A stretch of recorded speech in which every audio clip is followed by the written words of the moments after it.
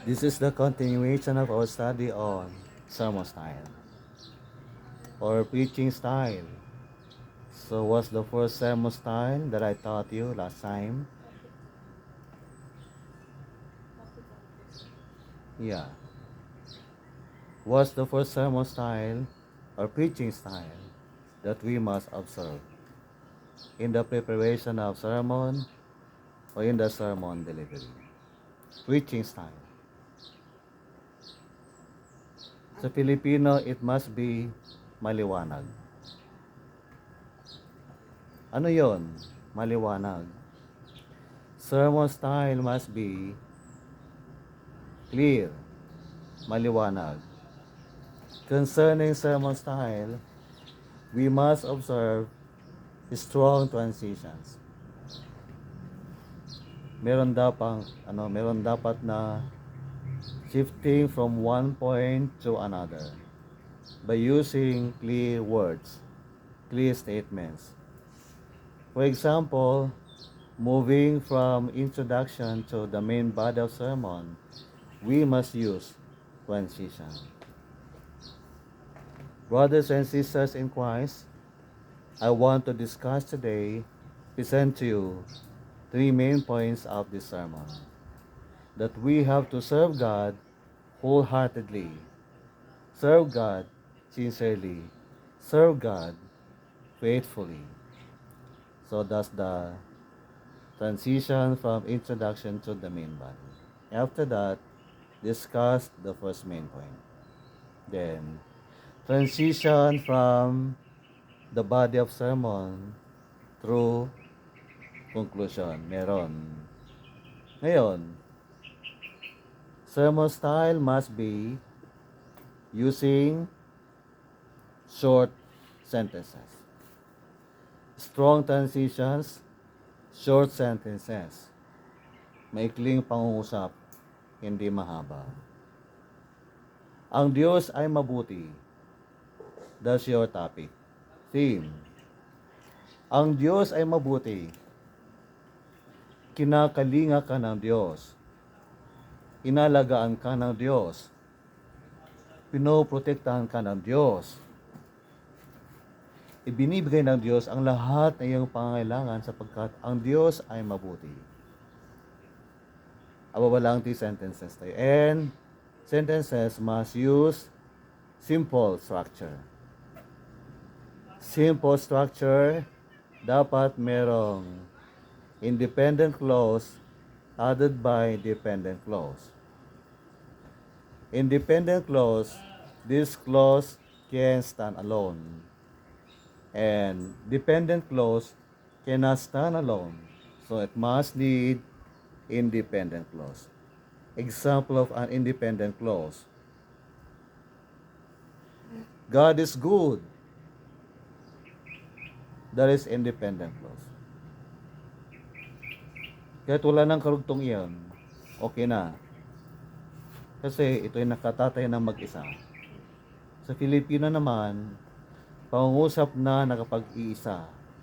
Nakatatayo mag-isa. Ang Diyos ay mabuti. Okay na yon, kahit walang karugtong.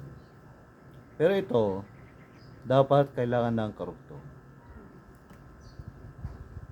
Kung tayo susunod sa Diyos, ano ating idudugtong dyan? Kung tayo susunod sa Diyos ay dependent clause. Kailangan niya ng kasama para ito'y maging malakas at makatatayo. Kung tayo susunod sa Diyos, so anong ating idudugtong? Tayo ay kanyang pagpapalain. Yun ang kanyang karugtong. Ngayon, dugtongin niyo ito. Kung minamahal mo ang Diyos, dugtungan mo.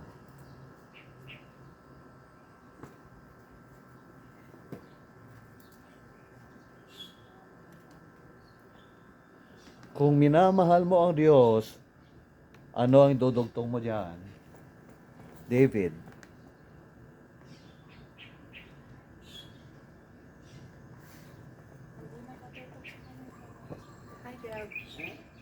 Parang kay Gab yan, di ba?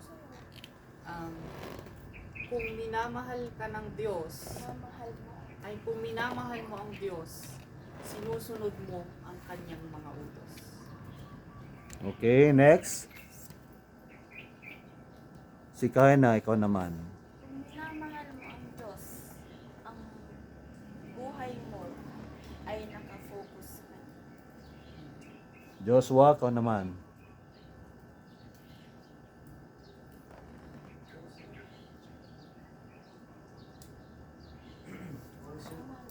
Ay. Kung minamahal mo ang Diyos. Kung minamahal mo ang Diyos, pinapupilian.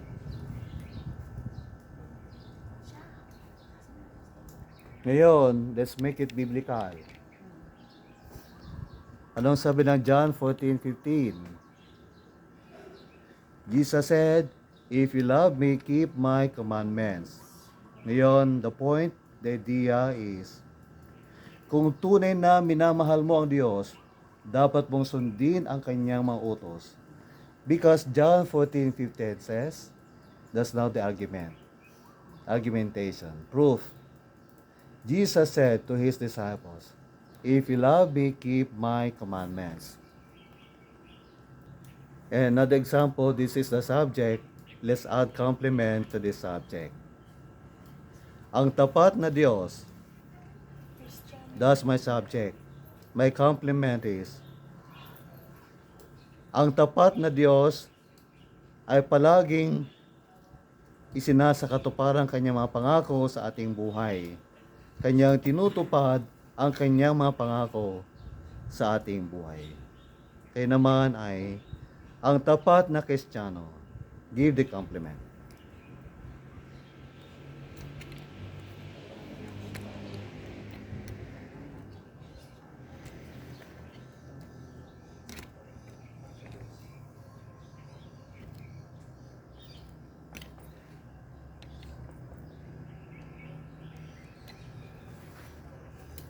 David, mauna ka.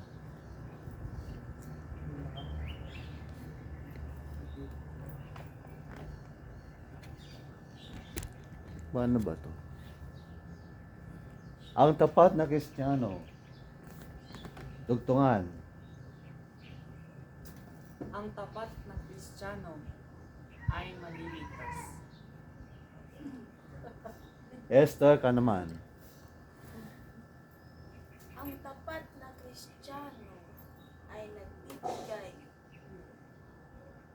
ng papuri sa Panginoon. Joshua, it's your turn. Ang tapat na Kristiyano ay naglilingkod sa Diyos.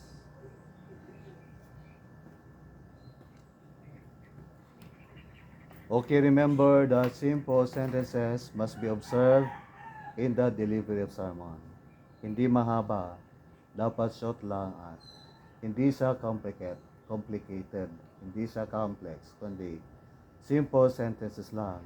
Combination between independent clause and dependent clause, or dependent clause and independent clause.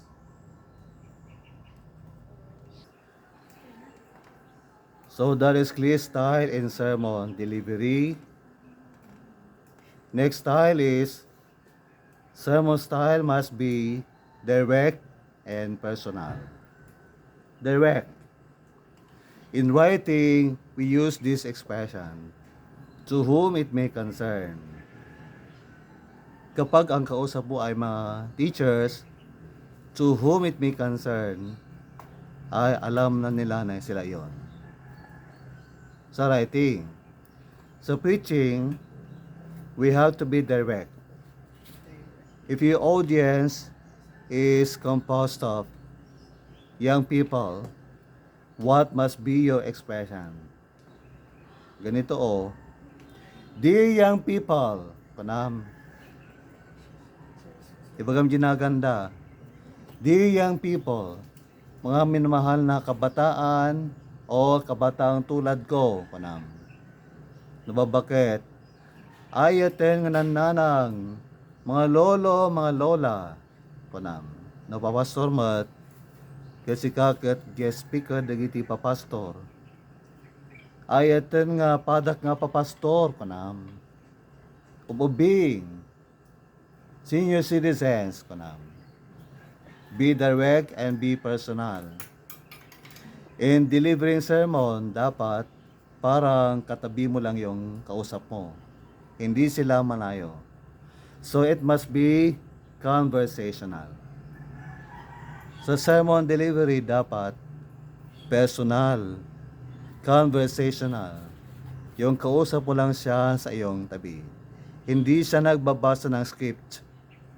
Iwasang magbasa ng script sa sermon delivery.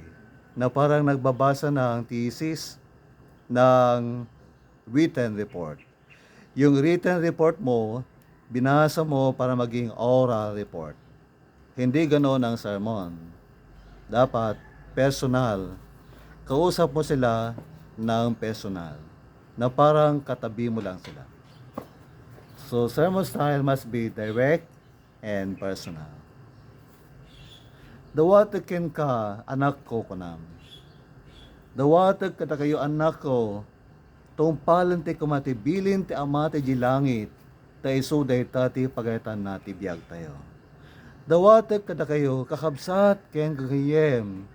Surutan tayo kumati pagaytan ti Diyos ti biyag tayo. Manipod ita, aging gana maudi nga anges ti biyag tayo. Tumpalan ti kuma, ti pagayatan ti Diyos ti biyag tayo. When tumpalan tayo kuma, ti pagayatan ti Diyos ti biyag tayo. Must be direct and personal. And lastly, sermon style must be vivid. Pakispell vivid. V-I-V-I-D. V-I-V-I-D. Vivid. And what does vivid mean? Vivid means Vivid.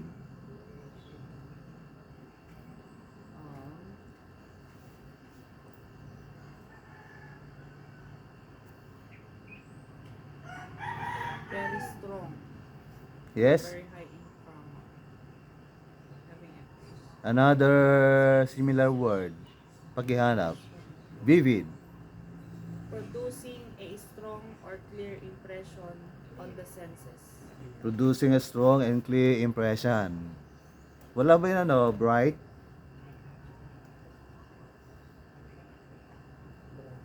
Pakihanap yung bright.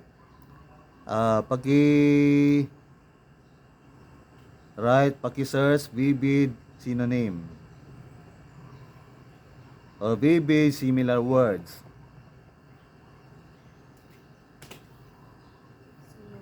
Merong bright? Visual, picture, Vivid, sir, vivid. Vivid. Grabe. Anta, yun yung bright. Bright color. May bright. Bright. Oh, yun, bright. Vivid means clear and bright. Maliwanag at matingkad. Ano yung matingkad?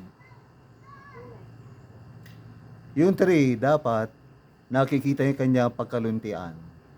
Luntian, pagkaberde. Para ma-appreciate mo yung kanyang kulay. Yung picture dapat matingkad. Hindi siya malabo. Lalabas dapat ang tunay na kulay ng picture. There must be vivid picture in the minds of the audience members. So you have to use words that appeal to the senses. Senses like sight. Wala yung tao kasi ang kwento mo ay tungkol sa tao sa Biblia, pero dapat parang nakikita nila ang tao na iyong kinikwento. It must be appealing to sight. Another is smell. Pang-amoy. Another is sight, smell, ito. It must appeal to the hearing sense. Sound. Dapat may sound. And it must appeal to dila. taste, panlasa. Yung hindi pa nila natikman yung sinasabi mo, pero dahil sinasabi mo masarap, parang natitikman nila masarap yon. Kapag sight, dapat maliwanag yung picture. Kapag tunog, dapat maliwanag yung tunog. So, kailangan ng proper gestures para makita nila ang totoo. Kaya dinangag ni Bartimeo nga lumabasan ni Jesus, isunakit nagpukaw. Jesus! Anak ni David! Kasyan lang! Ket kuna dagiti tao ken kuna. Agtala ka, makariri ka. Ngayon ni Bartimeo ket inyat adda na tinagpukaw. Nagikis isuna. Asa! Anak ni David! Kasyan na!